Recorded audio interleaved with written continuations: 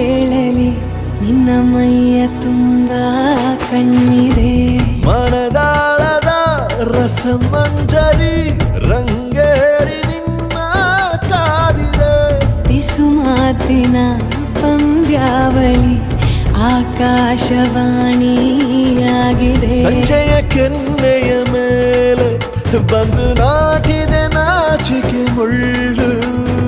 ಮನದ ಮಗು ಹಠ ಮಾಡಿದೆ ಮಾಡುವ ಕೊಂಗ